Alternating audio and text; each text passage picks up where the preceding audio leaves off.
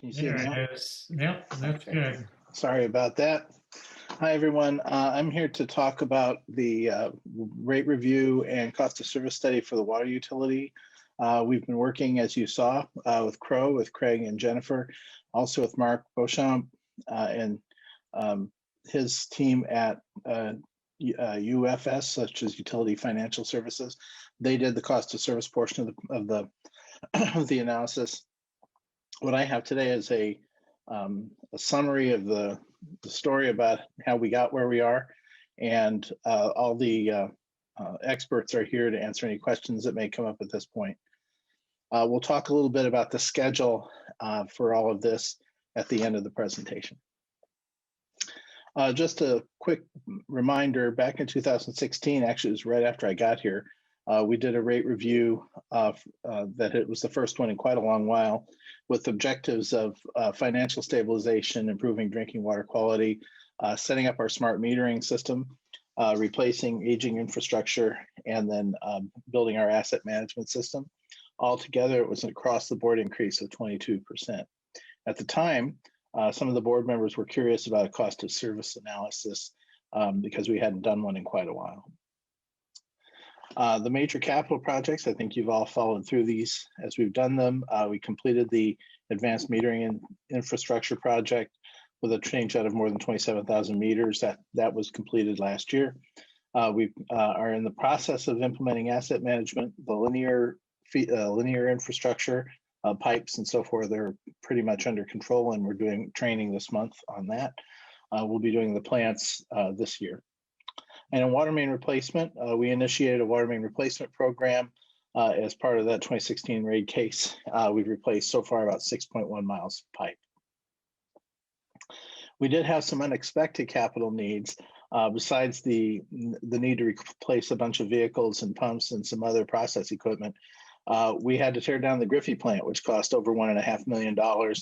We also discovered lead in the soils at the Dyer Tank site, which is in a sensitive neighborhood.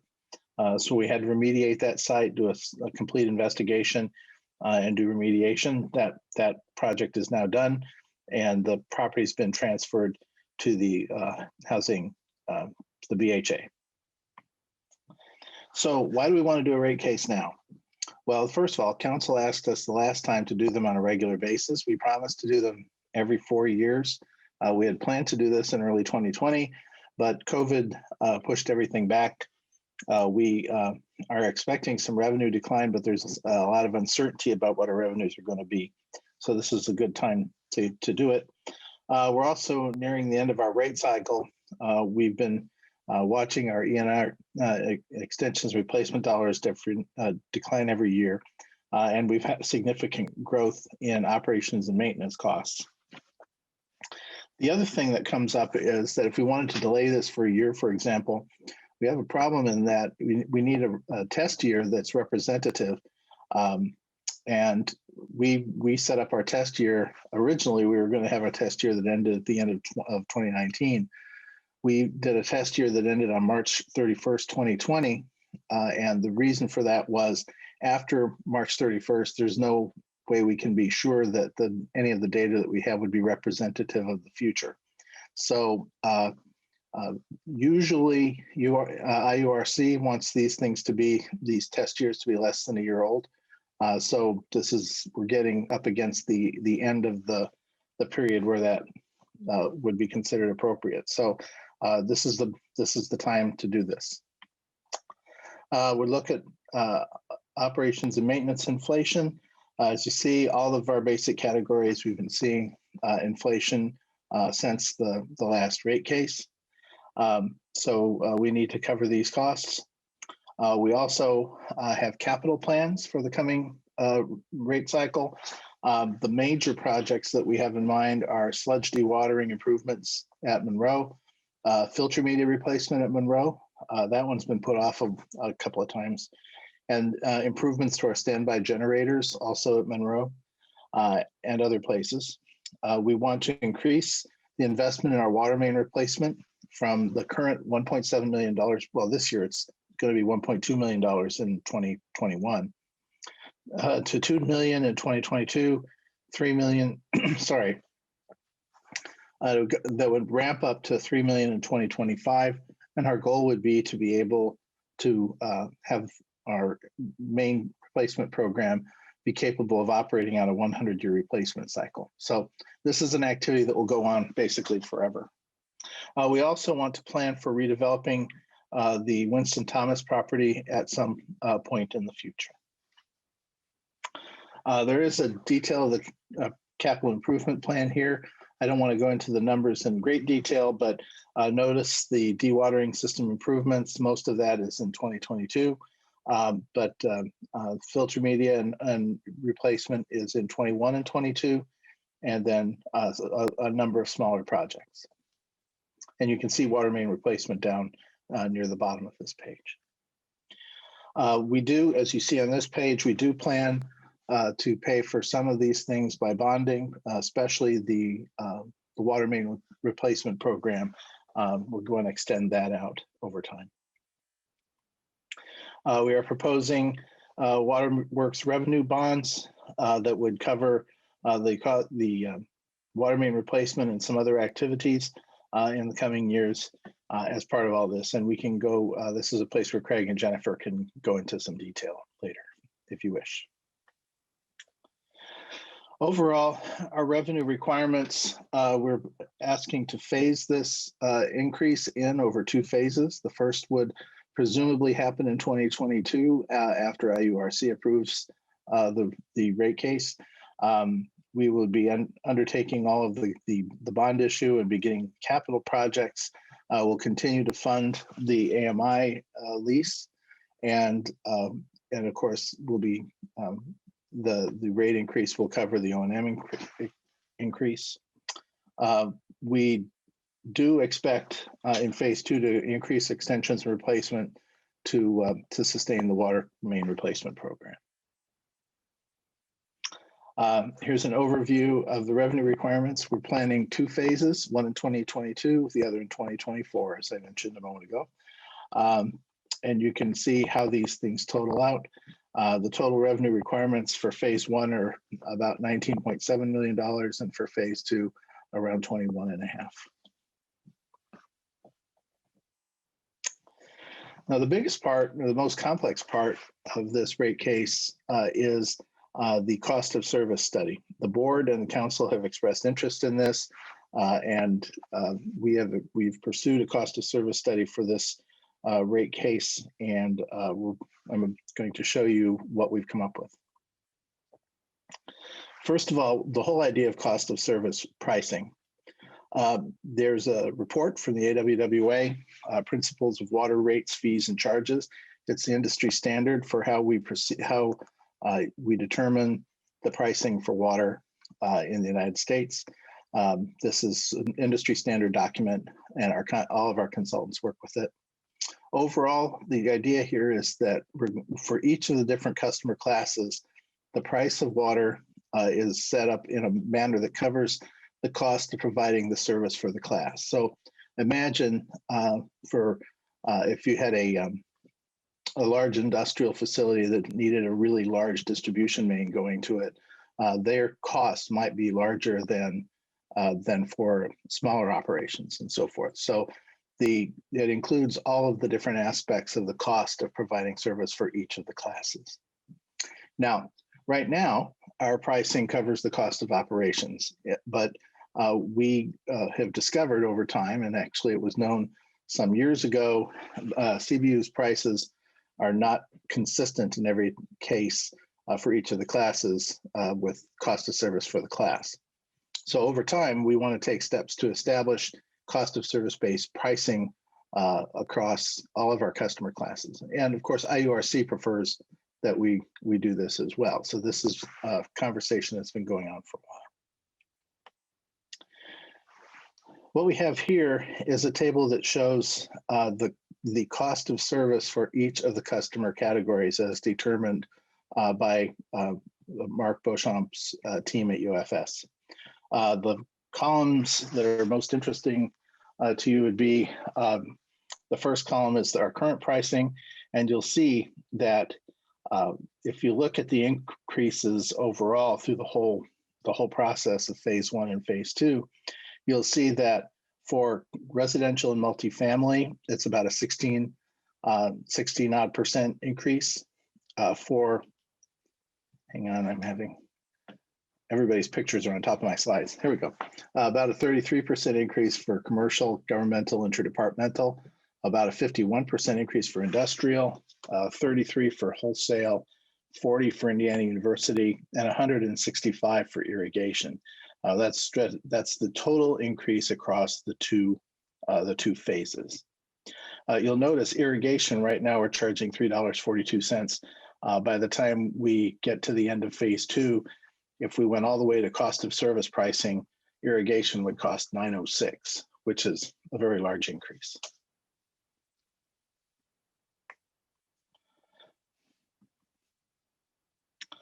So the question now is, what do we do with this information now that we know what the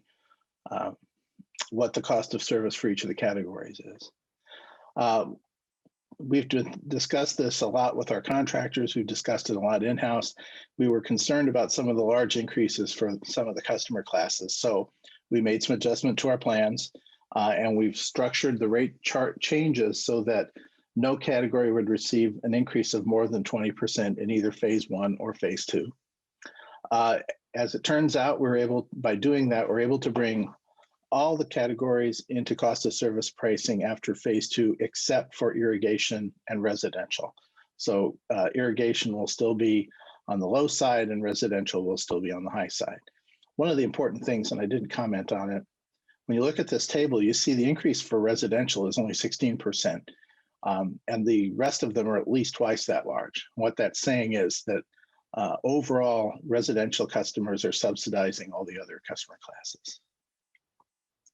So we want to eliminate that subsidy over time. Both residential and irrigation usage would still be inconsistent, but we could address that in the next cycle. And that's simply to avoid that 165% rate increase.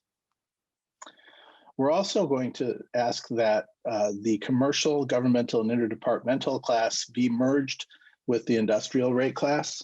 There are several reasons for this. One is that Bloomington doesn't have as much industry as it used to have, and a lot of large industrial customers have gone away.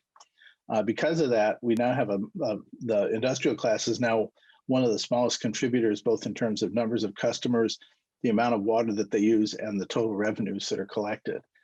Because of that, it leads to a lot of uncertainty in future pricing as new industries were to come into the category or go out of the category. We could expect large price changes relating from that if we wanted to continue with cost of service. So in order to balance things out and stabilize the pricing, we're suggesting that we merge those two classes. The other thing we've discovered in the last few years is it's difficult sometimes to determine exactly what's commercial and what's industrial in Bloomington. And that's really a reflection of the kinds of businesses that we have here. So we'd like to suggest that we merge these two categories. The upshot of that is that the number of dollars involved is small enough that the commercial customers wouldn't see much of a change, but the industrial customers would be getting a rate increase that wasn't 50%. So after making the adjustments that I just explained to the original plan, the residential and multifamily, instead of 16.1%, would be 21.7%. Basically, the commercial, governmental, interdepartmental, and industrial, wholesale, and Indiana University classes would all essentially be at cost of service, and the irrigation customers would be at $4.92, which would be an overall increase of 43.9%. They would still be significantly below the cost of service, but it would give them an opportunity to plan over the next couple of rate cycles for eventually getting there. We look at customer impacts for a 5/8" meter. Our average customer uses about 3,500 or 3.5 units per month. All the statewide numbers are based on 5 units per month. So we're highlighting the 3.5 units per month, though our average customer would see an increase if you have a 5/8" meter you'd see an increase of about $2 per month. For altogether, your increase would be about $3.74 a month.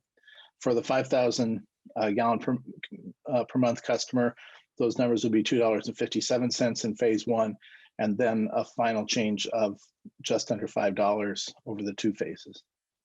For 3/4 inch meter, the numbers are comparable. 3/4 inch meter customers will still pay more than 5/8 inch meter customers, but their increases would be slightly smaller owing to the changes in the site charge for each of these meters.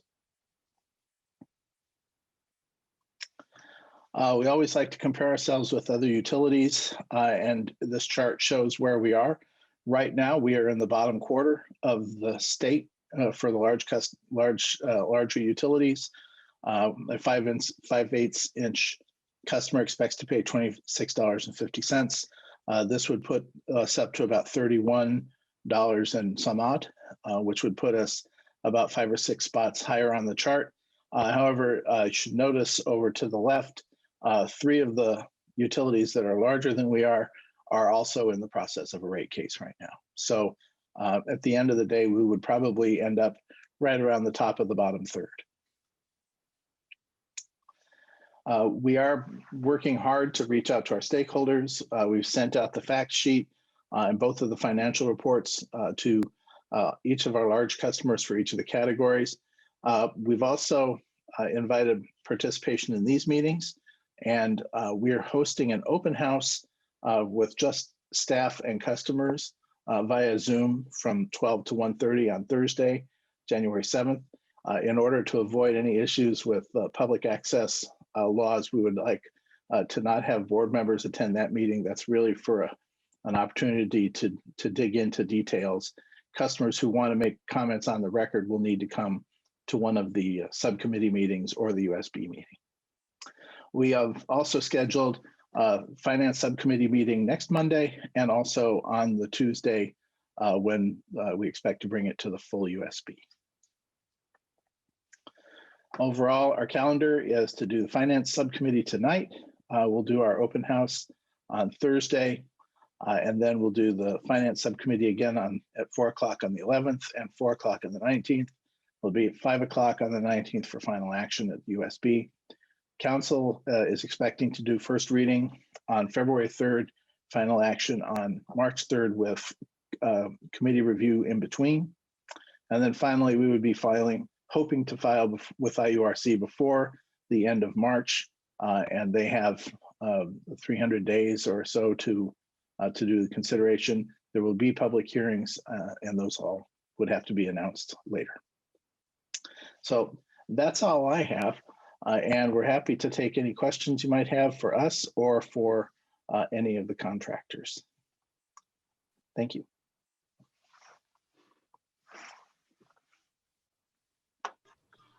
Yeah, Vic, you put up the where Bloomington stands relative to other cities for residential. Is it possible to get similar information for the other categories? Jennifer? What? Yeah, we can. Basically, what we do is if you give us what you think one of those large users might be, we basically run their rates through their rate ordinances.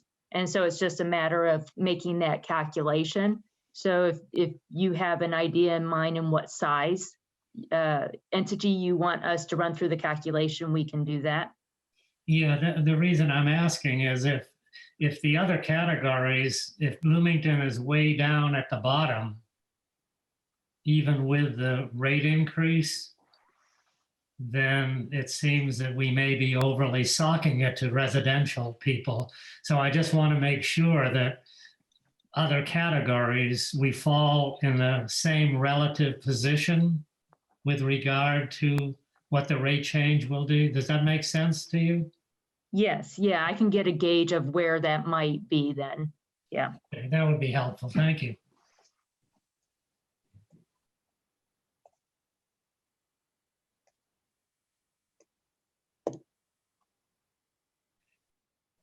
You looking for me, Amanda?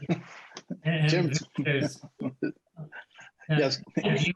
Have you had has anyone had discussions yet with any of these categories?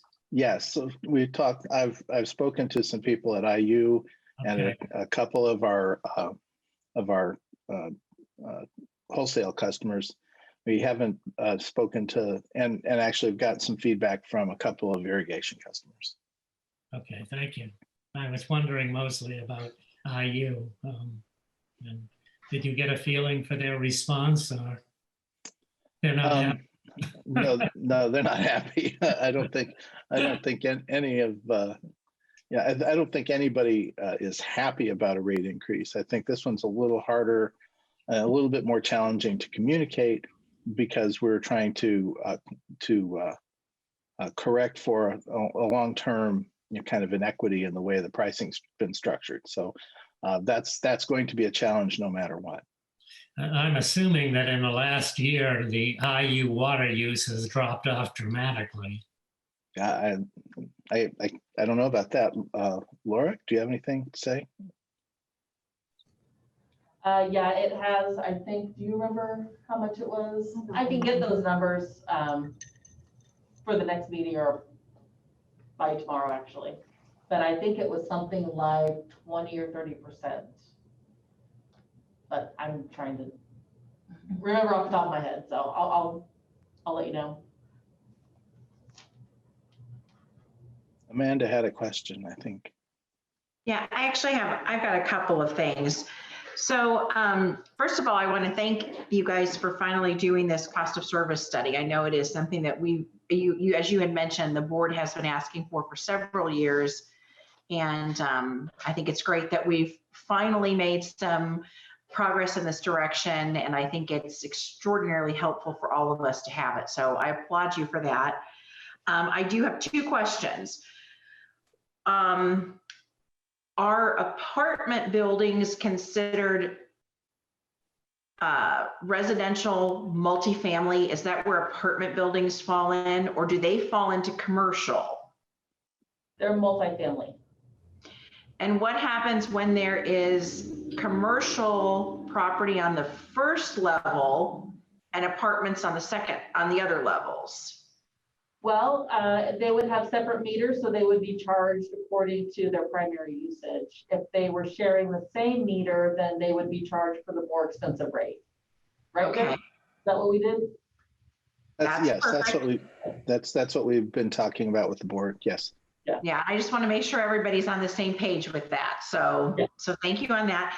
And then on slide 20, I think it was about slide 26, when you were talking about the bond, the phase 1 bond and then phase 2 bonds, there was a bullet point there about funding for the solar lease. Can you explain that a little bit more? Because I thought that was something that had already been done. Well, the solar projects have been paid through a lease with the city.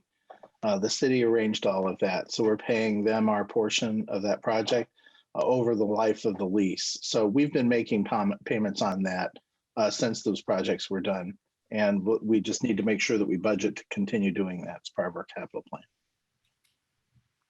So we're bonding for those future payments on that? No, I don't think so. I think that may have been a typo on our part. They're not included in the bond. Okay, because I think it was listed there about the solar leasing on that phase 1. So I was a little confused. It should be an ENR as part of our ENR spending. Yeah, I think what it is listed on one of those sheets is that it is its own revenue requirement. It is not included in either the capital improvement plan or the extensions or replacement. It's its own line item. And those are all my questions. Thank you.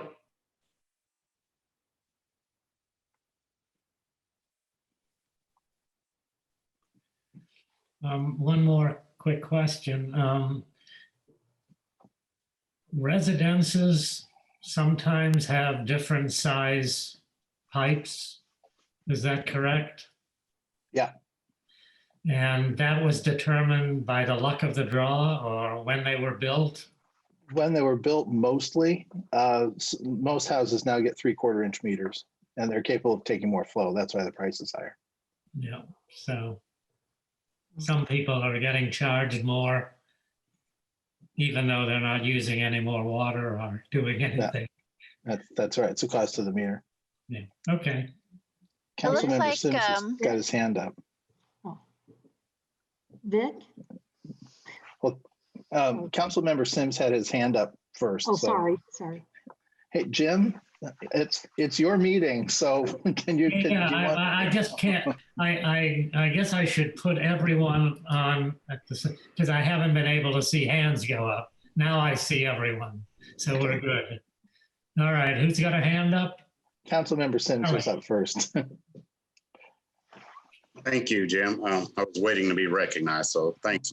Appreciate that. Can you speak a little bit more? We were talking about reaching out to our customers, and that you expect some difficulty, in particularly in certain categories. But can you more specifically talk about how we're reaching out to our residential customers? Well, the residential customers will be sending out notices as well. It'll be included on the bill notices is when we usually do it. So that will be going on. Plus, we sent out press release today, so we're expecting this to be showing up in the press and also on our Facebook page and our website. Okay, thank you. And something else, maybe I misheard this, but did I understand that residential customers subsidize a lot of the other classes? All of the other classes. All of the other classes, and that would range or would increase from 16.1% up to 21.7% for residential. Is that correct? Well, what it is that the way it works right now is at the end of okay. Right now, the amount that the residential class is subsidizing other classes is larger than it will be at the end of this rate case. The irrigation rate will be the last one that's receiving a subsidy. Altogether, a 5,000 gallon a month customer would be paying a subsidy of about $1 a month for the irrigation cost. 21 cents per thousand of their bill would be dollars that they would not pay if we had everything at cost of service, if that makes sense. It kind of does, but at what point do we anticipate, once we shift everything, that most of the subsidies will disappear and everyone will pay for what they're actually using? Well, for all the categories except irrigation and residential, we would be there at the end of the proposal we're making now, which would be in 2024. We would try to get the rest of it into balance with our next rate cycle, which would be, we would be bringing the case in 24, expecting it to go into effect in 2025 and 27. We're a year behind right now. Okay. We're behind where we plan to be. Yeah, thank you. And I understand your plan. I just hope we get there sooner than later on the total removal of subsidies, but I understand the process. So thank you very much. Kelly, you had a question? Oh, yes. Vic, for Karst Athletic Complex, I'm assuming that's under irrigation and not governmental? That's right. And I might have come in too late. What year was phase one and what year is phase two? 2022 and 2024. It's nice to see you, Kelly. It's been a long time. So I have another, as I understood it, Vic, you said that the notification would be contained in on the bill that people get. We typically announce these things on the bills with the bill message. Yeah, I just worry that a lot of people get the bill, pay the bill, don't particularly read the blah, blah, blah. Maybe it would be cost ineffective, but maybe a separate mailing would get more attention. So, and provided that people understand it, there would be less complaining. I'm just suggesting that on the bill, I'm not sure it's as effective a communication as it might be. We can, I'll figure out what that would take. I'll talk with Laura about it tomorrow. Okay, it might be cost ineffective to do it, but I think it would be kind of more personalized and more, standalone information. Yeah, see what you can find out about that. Thank you. Okay, any other questions? Jeff, I'm surprised you don't have any.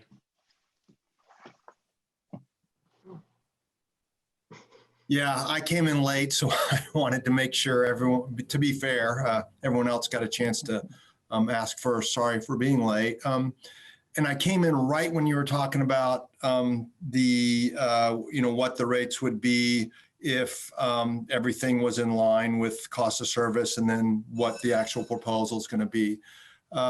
Could you just restate for me, because I think I just missed the beginning of the statement of why it is that we're doing this we're not fully addressing the inequity during this cycle. Well, our plan is to address it for everything except irrigation in this cycle, and to take a big step in the direction of balancing it for irrigation. The reason that we want to do it this way is the jump altogether for irrigation is just multiply the price by about 2.5 or more, which we felt was more than we could expect people to budget for on short notice, especially IU's budget is already published. So they're our largest irrigation customer. So we were trying to take a longer period on irrigation, simply because the percent increase was so large. That's up to the board and the council, but this is our recommendation. Okay, so within the 2 phases, then we will fully address the inequities other than the irrigation rate.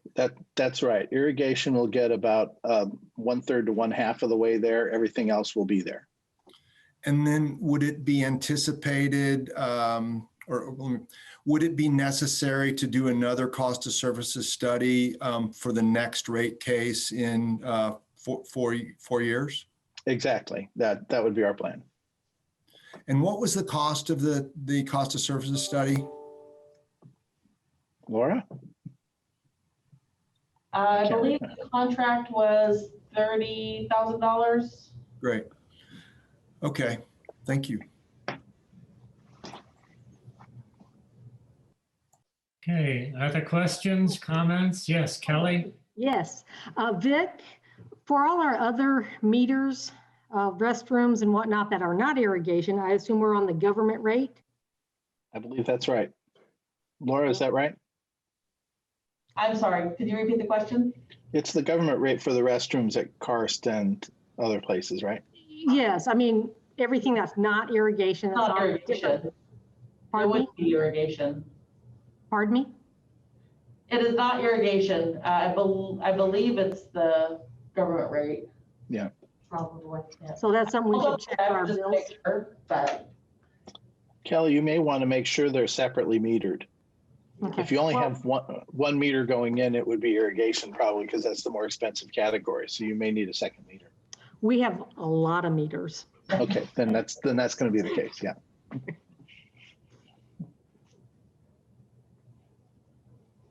Okay. I'm not seeing any more questions or hands. So thanks for the presentation and for the cost of service study. This will really be an improvement, and especially thanks for doing it almost as we promised, and would have been, except for COVID, within 4 years, because I forget what the last lag was. What was it? 15 years, maybe? It was 10 or 12, I think. 10 or Certainly. 12, yeah. So this is much better to have a cycle like this. I think explaining it to people this way will make more sense. So I think everything looks good. I'd just like to say any customers that are listening in or anyone else who has questions, please feel free to reach out to our office. We are and please plan to attend the Zoom open house on Thursday. We can do a deeper dive into any questions you might have. Great. Okay, that was the one item on our list. I guess, Holly, are there any questions through Facebook or communications? No questions or comments via Facebook. All right, then I will entertain a motion to adjourn. So moved. Okay, we're adjourned for another 21 minutes. And then Hey, we'll have Vic. our regular meeting.